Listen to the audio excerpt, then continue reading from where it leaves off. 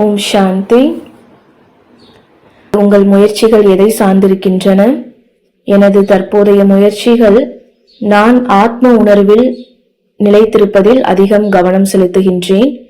நீண்ட நேரத்திற்கு உடலிலிருந்து பற்றற்று விலகி இருத்தல், பெரும்பாலும் குறைந்தது 2 முதல் 3 மணி நேரம் வரை, 2 முதல் 5 மணி நேரம் வரை.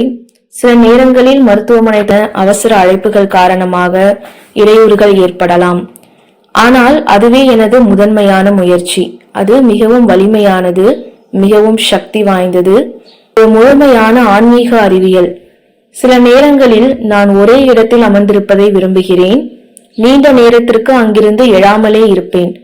நீண்ட நேரம் எழாமல் இருத்தல், எனவே இது அடித்தளம். இதை செய்யாவிட்டால் நாள் முழுவதும் ஏதேனும் ஒரு வகையில் மனக்குழப்பமோ அல்லது சலனமோ ஏற்பட்டு கொண்டே இருக்கும். எனவே மிக முக்கியமான முதல் முயற்சி என்பது இந்த சக்தி வாய்ந்த உடல் கடந்த நிலையை அடைவதும் ஆழ்மனதில் தேங்கியுள்ள பழைய பதிவுகளை சுத்தம் செய்வதும் ஆகும். பாபாவுடன் இணையுங்கள், அந்த தெய்வீக இணைப்பை அனுபவியுங்கள். ஏ என்பது இடைப்பட்ட நேரத்தை குறிக்கிறது. பி என்பது உணவை குறிக்கிறது. உங்கள் உணவு எவ்வளவு லேசாக இருக்கிறதோ அந்த அளவுக்கு நீங்கள் உடல் கடந்த நிலையை உணர்வீர்கள். நீங்கள் கனமான உணவை உண்டால் உங்கள் உடலும் மனமும் கனமாக இருப்பதை உணர்வீர்கள். எனவே இது தொடர்பாக பல்வேறு பரிசோதனைகளை செய்து பாருங்கள். கனமான உணவை உண்டு பார்த்து என்ன நிகழ்கிறது என்பதை நீங்களே உணருங்கள். எனவே உங்கள் உணவு முறையை மாற்றும் போது உங்கள் உணர்வு நிலையும் உங்கள் உணர்ச்சிகளும் மாறுகின்றன. நீங்கள் உடல் கடந்த நிலையை உணர்கிறீர்கள். எனவே இரண்டாவது முயற்சி என்பது உணவு முறையில் பரிசோதனைகளை செய்து பார்ப்பதாகும். மூன்றாவது முயற்சி சி. சி என்பது பிரம்மச்சரியத்தை குறிக்கிறது. அது தூய்மையின் சின்னம். பெரும் காம இச்சையை துறப்பது பற்றிய மட்டுமல்ல, மனித மனம் எதை விரும்புகிறது என்பதை புரிந்து கொள்வதே இதன் சாரம். மிக ஆழமான உந்துதலும் மிக ஆழமான விருப்பமும் அந்த இன்ப உணர்வை நோக்கியே இருக்கின்றன. எனவே இந்த உணர்வுகளையும் இந்த உணர்வுகளின் இயல்பையையும் நீங்கள் புரிந்து கொள்ளும் போது அவை தற்காலிகமானவை என்பதையும் அவை சுகம் தரக்கூடியவை என்பதையும் உணர்கிறீர்கள். அதனால் அவற்றை மிஞ்சி செல்லவும் அவற்றை கடந்து உயரவும் நீங்கள் கற்றுக்கொள்கிறீர்கள். இது ஒரு பயணமாக அமைகிறது. இதில் நான் அந்த தாழ்ந்த உணர்வுகளை வெறுக்கிறேன் என்று பொருள் அல்ல. மாறாக நான் அவற்றை விட்டு பின்னே நகர்கிறேன். ஏனெனில் நான் அவற்றை விட உயர்ந்த ஒன்றை அடைந்திருக்கிறேன். எனவே இந்த முயற்சி ஏ, பி மற்றும் சி ஆகிய 3 அம்சங்களை கொண்டுள்ளது. இந்த 3 விஷயங்களையும் உங்களால் செய்ய முடிந்தால் மற்ற அனைத்தும் தானாகவே நிகழ்ந்துவிடும். ஆனால் அந்த நிலையை அடைவதற்கு உங்கள் மனதிற்கு எதிராக நீங்கள் ஏதோ ஒன்றை செய்ய வேண்டியிருக்கும். ஏனெனில் மனம் சுகபோகங்களுக்கு அடிமையாகி போயிருக்கிறது. மனம் எப்போதும் மிக குறைந்த எதிர்ப்பை கொண்ட பாதையையே நாடுகிறது. ஆம், மிக குறைந்த எதிர்ப்பை கொண்ட பாதையை. உங்கள் சுகமான எல்லைக்கு அப்பால் நீங்கள் நகர்ந்து வராதவரை அங்கே எந்த வளர்ச்சியும் இருக்காது. உங்கள் சுகமான எல்லைக்கு அப்பால் நீங்கள் நகர்ந்து வராதவரை அங்கே எந்த வளர்ச்சியும் இருக்காது. வேறு என்ன? அங்கே வளர்ச்சி என்பதே இல்லை. ஆம், வளர்ச்சி மேம்படுகிறது. எனவே உங்கள் மனதிற்குள் நீங்கள் ஏதோ ஒன்றை உருவாக்கி கொள்ள வேண்டும். இன்று காலையில் நாம் ஒரு விதி குறித்து விவாதித்தோம். அந்த விதியின் பெயர் 5-4-3-2-1 என்பதாகும். எனவே உங்கள் மனதில் நீங்கள் புதிதாக ஒன்றை தொடங்க விரும்பினால் அல்லது சத்தமாகவே 5-4-3-2-1 என்று சொல்லுங்கள். உதாரணமாக, நீங்கள் உடற்பயிற்சி செய்வதை தள்ளி போட்டுக் கொண்டே இருக்கிறீர்கள் என்று வைத்துக் கொள்வோம். அதை செய்ய வேண்டும் என்று உங்களுக்கு தெரியும். ஆனால் காலையில் எழுந்ததும் அதை செய்வதில்லை. உங்களுக்கு நேரம் கிடைக்கும் போதெல்லாம் சத்தமாக 5-4-3-2-1 என்று சொல்லிவிட்டு எவ்வித திட்டமிடலும் இன்றி உடனே அதை தொடங்கிவிடுங்கள். திட்டமிடுவதில் நேரத்தை செலவிடாமல் நேரடியாக செயலில் இறங்குங்கள். நான் ஒரு புத்தகத்தை படிக்க வேண்டும் என்று உங்களுக்கு தோன்றும் போதே அந்த புத்தகத்தை எடுத்துக்கொண்டு 5-4-3-2-1 என்று சொல்லிவிட்டு படிக்க தொடங்கிவிடுங்கள். இப்போது அடுத்த அரை மணி நேரத்திற்கு நீங்கள் அந்த இடத்திலிருந்து எழவே கூடாது. அப்போது உங்கள் மனம், ஓ எழுந்திரு, ஜன்னல் பக்கம் சென்று வரலாம் அல்லது மொபைலை எடுத்து பார்க்கலாம் என்றெல்லாம் சொல்லும். அது எதை குறிக்கிறது? நான் சென்று குளிர்சாதன பெட்டியை திறந்து எதையாவது சாப்பிடுகிறேன் என்று மனம் சொல்லும். மனதின் இந்த சோம்பேறித்தனமான இயல்பை நீங்கள் உடைத்தெறிய வேண்டும். மனம் எப்போதும் ஓய்வெடுக்கவும், உறங்கவும், சுவையான உணவுகளை உண்ணவும், இன்பகரமான உணர்வுகளை அனுபவிக்கவும் மட்டுமே விரும்புகிறது. ஆனால் ஆரம்ப நிலைகளில் நீங்கள் எண்ணங்களையும் தீவிர முயற்சிகளையும் மேற்கொள்ள வேண்டியிருக்கும். உடற்பயிற்சி கூடத்திற்கு செல்பவர்களை உங்களுக்கு தெரியும் அல்லவா? அங்கே நீங்கள் எதை கட்டமைக்கிறீர்கள்? அகராதியில் மட்டுமே உடல் கட்டுமானம் என்பது கடின உழைப்புக்கு முன்னால் வருகிறது. பி மற்றும் ஹெச். பி என்பது பாடி பில்டிங், உடல் கட்டுமானம். ஹெச் என்பது ஹார்ட் ஒர்க், கடின உழைப்பு. அகராதியில் பி முதலில் வரும், ஹெச் அதற்கு பின்னால் தான் வரும். ஆனால் நடைமுறை வாழ்க்கையில் முதலில் கடின உழைப்பு தான் வர வேண்டும். அதாவது ஹெச் வரணும், அதுக்கப்புறம் பி பாடி பில்டிங் வரணும். எனவே இதில் 2 விதிகள் மட்டுமே உள்ளன. விதி எண் 1, நீங்கள் வியர்வை சிந்த வேண்டும். விதி எண் 2, விதி எண் 1ஐ ஒருபோதும் மறந்துவிடக்கூடாது. நீங்கள் வலிமை மிக்கவராக திகழ விரும்பினால் 3 நிலைகளில் நீங்கள் பணியாற்ற வேண்டும்: உடல், மனம் மற்றும் ஆத்மா. முதல் நிலை உடல் சார்ந்ததாகும். உங்கள் உடல் ஆரோக்கியத்துடனும் வலிமையுடனும் வேகத்துடனும் திகழ வேண்டும். அதற்கான வழிமுறைகள் நடைப்பயிற்சி, உடற்பயிற்சி, ஓட்டம், ஜாகிங், உடற்பயிற்சி கூடம் என பலவாறாக அமைகின்றன. இவை அனைத்தும் இயற்கையோடு நம்மை இணைத்துக் கொள்ள உதவும் பல்வேறு வழிகளாகும். எனவே நீங்கள் உடல் ரீதியாக ஆரோக்கியமாக இல்லை என்றால் உங்கள் ஆத்மீக பயணம் தோல்வியிலேயே முடியும். நீங்கள் எப்போதும் முழுமையான ஆற்றலுடன் திகழ வேண்டும். அதற்காக நீங்கள் தீவிர முயற்சிகளை மேற்கொள்ள வேண்டியிருக்கும்.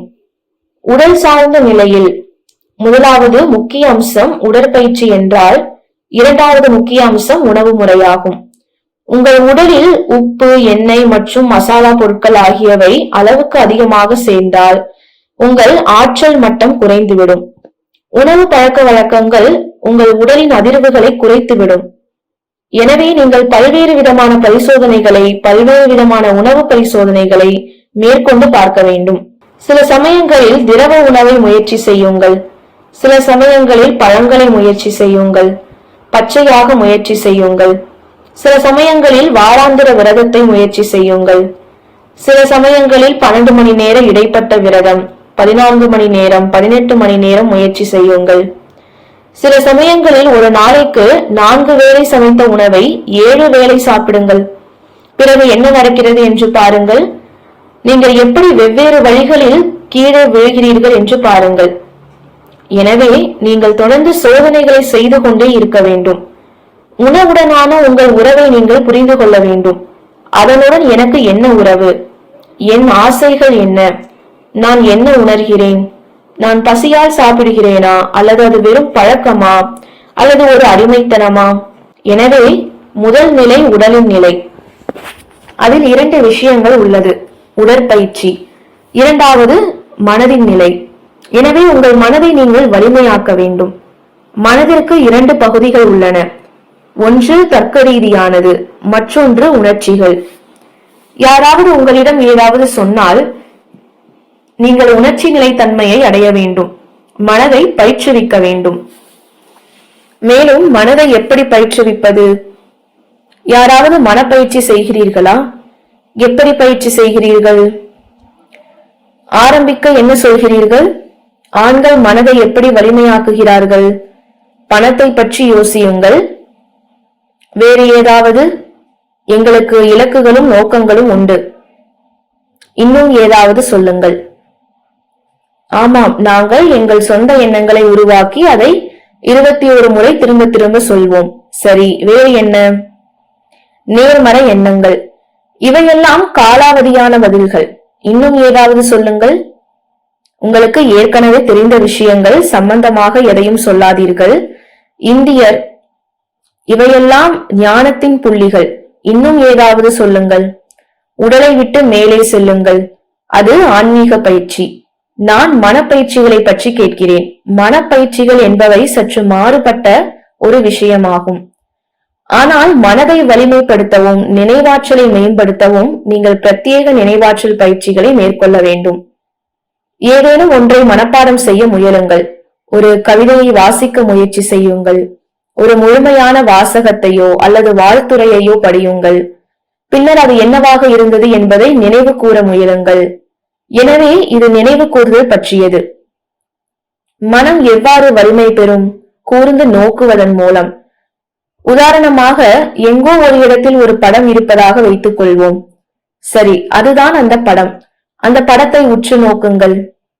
இப்போது அந்த படத்தை விவரிக்குமாறு நான் உங்களிடம் கேட்டால் நீங்கள் அதை எவ்வாறு விவரிப்பீர்கள்? அதில் என்னென்ன பொருட்கள் அல்லது அம்சங்கள் உள்ளன என்பதை பாருங்கள். அதை விவரிக்க முயற்சி செய்யுங்கள். அதை விவரித்து சொல்லுங்கள். தொடர்ந்து வெவ்வேறு வரிகளை சொல்லிக் கொண்டே இருங்கள். அங்கே என்னென்ன இருக்கின்றன? ஜன்னல்கள், 3 ஜன்னல்கள் இருக்கின்றன. வேறு என்ன இருக்கிறது? தொடர்ந்து சொல்லுங்கள். இவ்வாறு நீங்கள் எதையாவது விவரிக்க நேரும் போது உங்கள் மனதிற்கு நீங்கள் வேலை கொடுக்கிறீர்கள். மனப்பயிற்சி என்பது மனதை சிந்திக்க தூண்டுவதை பற்றியது ஆகும். அந்த பயிற்சிகளில் ஒன்று நினைவாற்றல் பயிற்சி. ஒரு முழு பகுதியையும் படியுங்கள். பின்னர் அதை ஓரமாக வைத்துவிட்டு அதன் சுருக்கத்தை சொல்ல முயலுங்கள். எதையாவது சுருக்கமாக கூறும்போது நீங்கள் அதற்காக சற்று முயற்சி எடுக்க வேண்டியிருக்கும். இது ஒரு தொடர் பயிற்சியாகும். நீங்கள் 20 வார்த்தைகளையோ அல்லது 20 வரிகளையோ நினைவில் கொள்ள வேண்டியிருக்கலாம். அதை நீங்கள் எவ்வாறு நினைவில் கொள்வீர்கள்? நீங்கள் அதை மறந்துவிடக்கூடும். உதாரணமாக, சந்தையிலிருந்து நீங்கள் வாங்கி வர வேண்டிய பொருட்கள் இவைதான் என்று நான் உங்களிடம் கூறி அதில் 20 பொருட்கள் இருப்பதாக வைத்துக் கொள்வோம். அந்த பொருட்களின் பட்டியலை எழுதிய ஒரு காகிதத்தை நீங்கள் கையில் எடுத்து செல்ல வேண்டியிருக்கும்.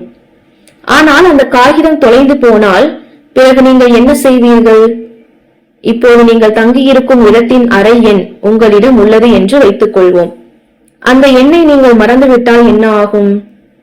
அதுபோலவே தேதிகளை நினைவில் வைத்தல், நேரங்களை நினைவில் வைத்தல், தொலைபேசி எண்களை நினைவில் வைத்தல், மனநிலைகளை நினைவில் வைத்தல், பாடல்கள், படங்கள், இவை அனைத்தும் நினைவாற்றல் பயிற்சிகளின் கீழ் வருகின்றன. எனவே மனதிற்கு பயிற்சி அளிப்பது அவசியமாகும்.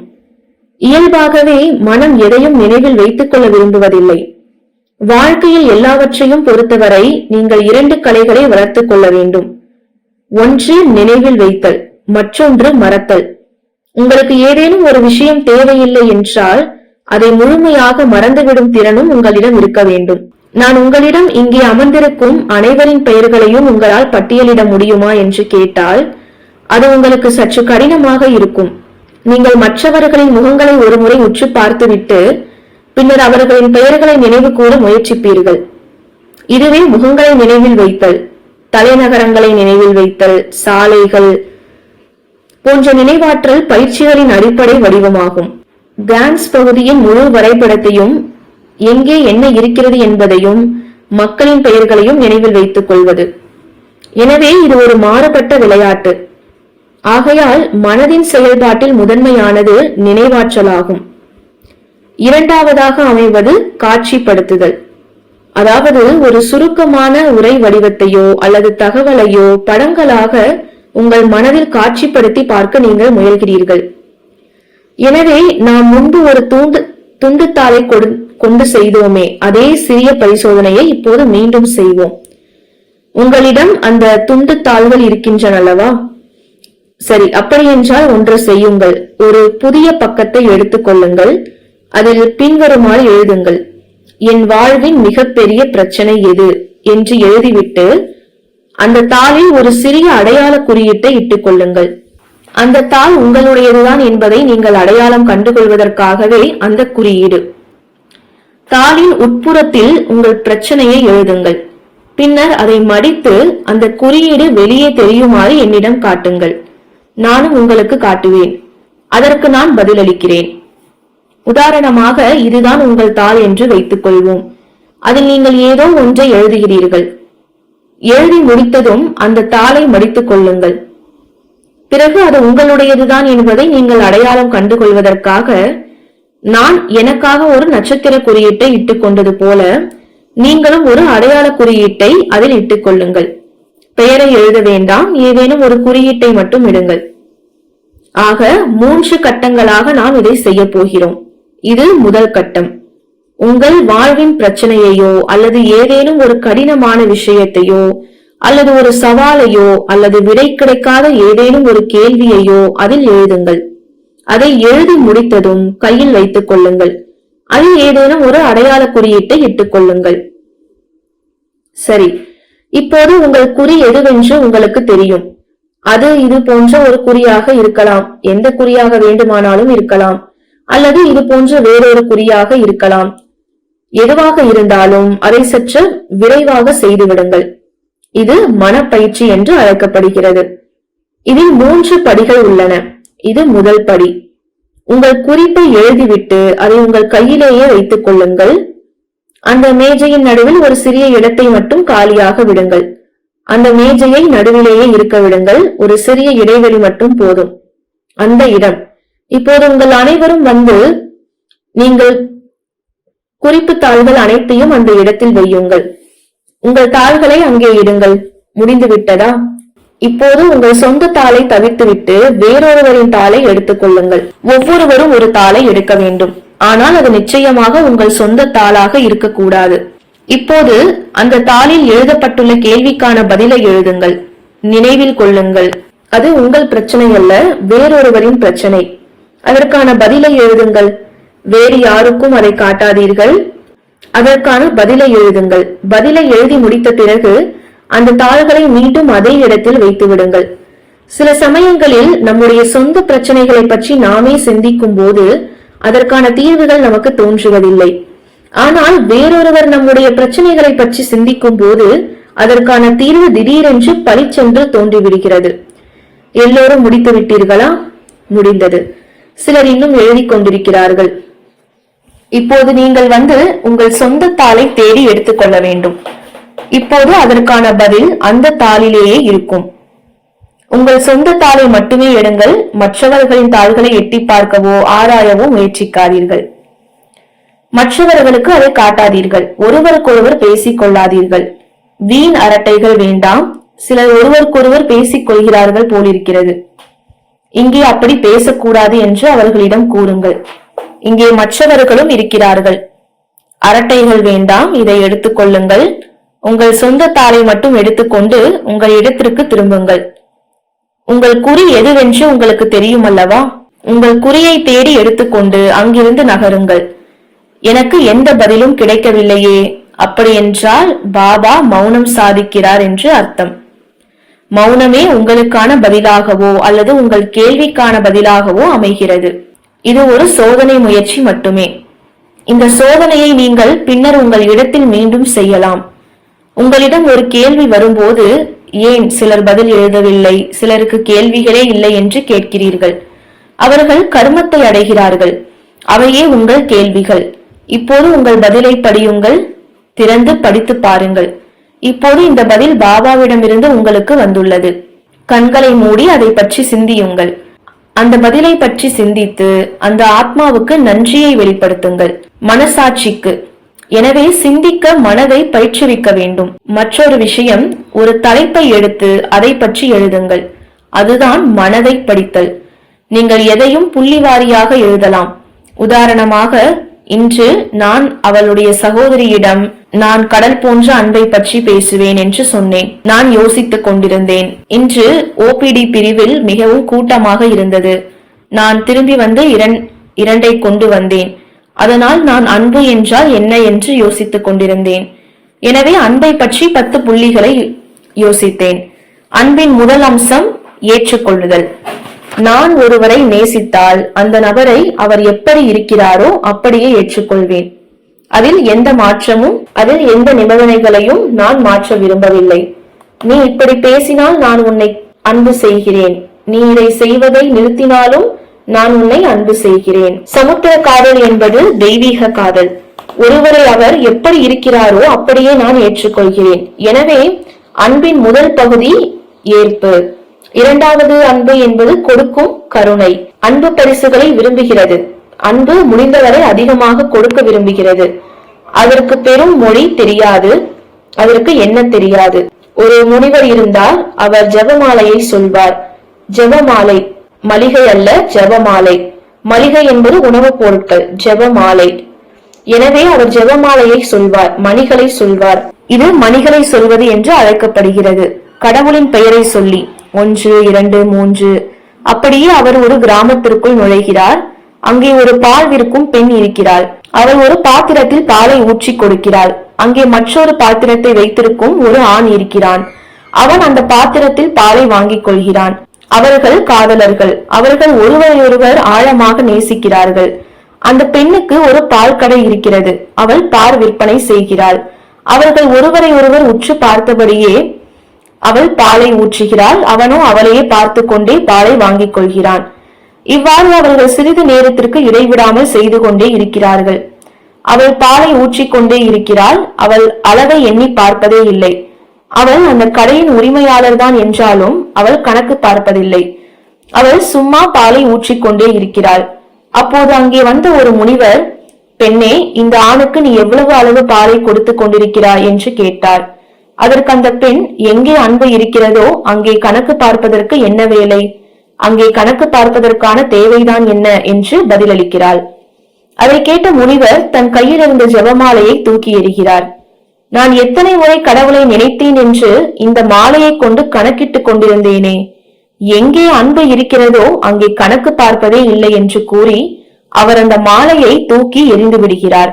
ஆக அன்பு என்பது ஈகையை குறிக்கிறது. இரண்டாவதாக அன்பு என்பது கருணையை குறிக்கிறது. உங்களை எதிர்ப்பவர்கள், விமர்சிப்பவர்கள் அல்லது அவமதிப்பவர்கள் யாராக இருந்தாலும் அவர்கள் மீது கருணை காட்டுங்கள். அந்த ஆத்மாக்கள் ஏதோ ஒரு தாக்கத்திற்கு ஆட்பட்டிருக்கின்றன என்பதை புரிந்து கொள்ளுங்கள். அந்த ஆத்மாக்கள் ஏதோ ஒரு பாதிப்பிற்கு உள்ளாகி இருக்கின்றன. அவை தங்களுக்குள்ளேயே ஏதோ ஒரு வலியை சுமந்து கொண்டிருக்கின்றன. அதனால்தான் அவை அத்தகைய கசப்பான சொற்களை பேசுகின்றனர். எனவே நீங்கள் ஒரு உயர்ந்த மனநிலைக்கு உங்களை உயர்த்தி கொள்ளுங்கள். மூன்றாவதாக அன்பு என்பது சின்மையை குறிக்கிறது. நான் ஒருவரை நேசித்தால் அந்த நபர் எப்போதும் என்னுடனேயே இருக்க வேண்டும் என்று நான் விரும்புவதில்லை. நான் பற்றற்று இருக்கிறேன். அந்த ஆணோ அல்லது பெண்ணோ அவர்களுக்கென்று ஒரு தனிப்பட்ட வேகத்தையும் சிந்தனை போக்கையும் கொண்டிருக்கிறார்கள். அதில் தலையிடாதீர்கள். நான் உன்னை நேசித்தால் நீ இதை செய்ய வேண்டும், நீ என்னுடனேயே இருக்க வேண்டும் என்று எந்த கோரிக்கையும் இல்லை. அடுத்ததாக அன்பு என்பது விரிவு. அன்பு என்பது ஒரு தனி நபருக்கானது மட்டுமல்ல, அது அனைவருக்கும் உரியது. அன்பிற்கு பாரபட்சமோ சலுகையோ தெரியாது. அது அனைவருக்கும் பொதுவானது. மனிதர்களுக்கு மட்டுமல்ல, எறும்புகளுக்கும் மரங்களுக்கும் கூட அது உரியது. அன்பு என்பது மன்னிப்பு. நீங்கள் யார் மீதும் மனக்கசப்பை வைத்துக் கொள்ளக்கூடாது. மன்னித்து மறக்கவே அன்பிற்கு தெரியும். பிறருடைய எதிர்மறை எண்ணங்களை ஏன் நாம் மனதில் சுமக்க வேண்டும்?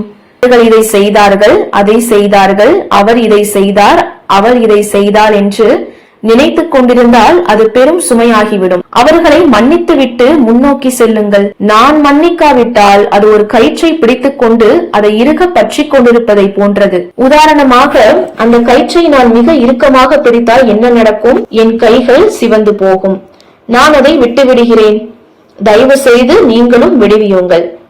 அடுத்து, அன்பு என்பது தாராள குணம். அது ஒரு பரந்த மனம், குறுகிய மனம் அல்ல.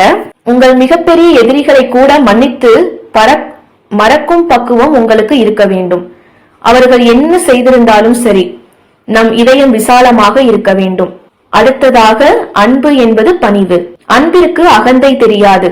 கனிகள் நிறைந்த மரம் எவ்வாறு பணிந்து நிற்கிறதோ அது போலவே அன்பும் பணிவுடன் இருக்கும். அதற்கடுத்தது, அன்பு என்பது அக நிறைவு. பைபிளில் ஒரு கதை உண்டு. இயேசு கிறிஸ்து தொடர்பான அந்த கதையில் ஒரு நிலக்கிழார் வருகிறார். அவர் ஒரு செல்வந்தர். அவருக்கு தன் பண்ணையில் சில வேலைகள் செய்ய வேண்டியிருந்தது. எனவே காலையில் ஒரு குழு தொழிலாளர்களை அழைத்து அவர்களை வேலைக்கு அமர்த்துகிறார். ஆனால் மதிய வேளையில் இன்னும் சில தொழிலாளர்கள் தேவை என்பதை அவர் உணர்கிறார். அதனால் மேலும் சில தொழிலாளர்களை அழைத்து வர செய்கிறார். மாலை 4 மணி அளவில் இன்னும் சில தொழிலாளர்கள் தேவை என்பதை உணர்ந்து மேலும் சிலரை வேலைக்கு சேர்த்துக் கொள்கிறார். மாலை நேரம் நெருங்கும் போது இன்னும் சில தொழிலாளர்கள் தேவைப்படுவதை உணர்ந்து அவர்களை வேலைக்கு அமர்த்துகிறார். இரவு 7 அல்லது 8 மணிக்குள் அனைத்து வேலைகளும் முடிவடைந்து விடுகின்றன. இப்போது அவர்களுக்கு கூலி கொடுக்கும் நேரம் வருகிறது. அந்த நிலக்கிழார் அவர்கள் அனைவருக்கும் ஒரே அளவிலான கூலியையே வழங்குகிறார். காலையில் சேர்ந்தவர்கள், பிறகு மதியம், பின்னர் மாலை, இறுதியாக இரவில் சேர்ந்தவர்கள் என அனைவரும் அங்கு இருந்தனர். இயல்பாகவே காலை முதல் உழைத்துக் கொண்டிருந்தவர்கள், இது என்ன நியாயம், நாங்கள் காலை முதல் உழைக்கிறோம், ஆனால் இவர்கள் மதியத்திலோ அல்லது சிலர் மாலையிலோ வந்து சேர்கிறார்களே என்று கேள்வி எழுப்பினர். மதியத்தில் சேர்ந்தவர்களோ, நாங்கள் மதியம் முதல் உழைக்கிறோம், ஆனால் இவர்கள் மாலை 5 மணிக்குத்தானே வந்தார்கள் என்று கூறினர். இதற்கு அந்த நிலக்கிழார் என்ன பதில் அளித்திருப்பார் என்று நீங்கள் நினைக்கிறீர்கள்? அந்த பதில் என்ன தெரியுமா? நீங்கள் நாள் முழுவதும் உழைத்தாலும் சரி அல்லது 1 மணி நேரம் மட்டும் உழைத்தாலும் சரி, அனைவருக்கும் ஒரே கூலிதான் வழங்கப்படும். ஏன்?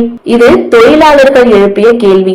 தொடக்கத்தில் நீங்கள் உழைக்கிறீர்களோ இல்லையோ, நாங்கள் உழைக்கிறோம் என்று ஒப்புக்கொண்டீர்களே என்று கூறி அவர்கள் எதிர்ப்பு தெரிவித்தனர். அதற்கு அந்த நிலக்கிழார் அளித்த பதில் இதுதான்: நான் என் செல்வத்தின் பெருக்கிலிருந்து தாராள மனப்பான்மையுடன் கொடுக்கிறேன். என்னிடம் கொடுப்பதற்கு போதுமான செல்வம் உள்ளது. என்னிடம் ஏராளமான பணம் இருக்கிறது. அது என் விருப்பம். யார் எப்போது வந்து சேர்கிறார்கள் என்பதை பொறுத்து அது மாறுவதில்லை. நீங்கள் கடைசியாக வந்து சேர்ந்தாலும் உங்களுக்கு முழுமையான கூலி கிடைக்கும். நீங்கள் தாமதமாக வந்தாலும் உங்களுக்கு அனைத்தும் கிடைக்கும். அந்த நிலக்கிழார் என்பவர் இறைவனாவார். அவர் தன் நிறைவிலிருந்து கொடுக்கிறார். அவரிடம் செல்வம் நிறைந்துள்ளதால் அவர் கொடுக்கிறார். யார் முதலில் வந்தார், யார் தாமதமாக வந்தார் என்ற கேள்விக்கே அங்கு இடமில்லை. இப்போது நீங்கள் எவ்வளவு பெற்றுக் கொள்கிறீர்கள் என்பது உங்களை பொறுத்ததே ஆகும். எனவே அன்பு என்பது ஒருவித நிறைவு. நீங்கள் உள்ளத்தில் நிறைவு பெற்றவராக இருக்கும் போது உங்கள் அன்பு அனைவர் மீதும் தாராளமாக பாய்கிறது. நீங்கள் அனைவருக்கும் வாரி வழங்குகிறீர்கள். யார் வந்தாலும் சரி, ஒரு கழுதை, ஒரு எருமை வந்தாலும் கூட, விலங்குகள் வந்தாலும் கூட அன்பு அனைவருக்கும் சமமாகவே இருக்கும். அன்பு என்பது ஒருவித அகநிறைவு ஆகும். 10வது மற்றும் இறுதி பண்பாக அன்பு என்பது மகிழ்ச்சி. அது ஒருவித அக மகிழ்ச்சி. அது பேரின்பமும் ஆனந்தமும் நிறைந்த ஒரு நிலை. அங்கு எந்த ஒரு மொழிக்கும் இடமில்லை. அன்பின் மொழி என்பது ஆற்றலின் மொழியாகும். அது அதிர்வுகளின் மொழியாகும். இந்த செயல்முறையே பயணம் என்று அழைக்கப்படுகிறது. ஏதேனும் ஒரு தலைப்பை எடுத்துக்கொண்டு அதை உங்கள் மனதில் ஆழமாக சிந்தியுங்கள். இதுவே மனதிற்கு அளிக்கப்படும் பயிற்சியாகும். ஏதேனும் ஒரு படத்தை பாருங்கள். அதை உங்கள் மனதில் விவரித்து பாருங்கள். ஒன்றை உங்கள் மனதில் காட்சிப்படுத்துங்கள். ஆக்கப்பூர்வமான காட்சிப்படுத்தலை உருவாக்குங்கள். இறுதியாக இருப்பது உறுதிமொழிகளாகும். அவற்றை எழுத்துப்பூர்வமாக எழுதுங்கள். உங்களுக்கு அந்த 5க்கு 5 விதி தெரியும் அல்லவா? இது அந்த விதியின் 2வது படியாகும். 5-5 விதி. நல்லது. இன்னைக்கு இந்த கிளாஸோட ஒரு பகுதி நம்ம பார்த்திருக்கோம். 2வது பகுதி நம்ம அடுத்த கிளாஸ்ல பார்க்கலாம். ஓம் சாந்தி.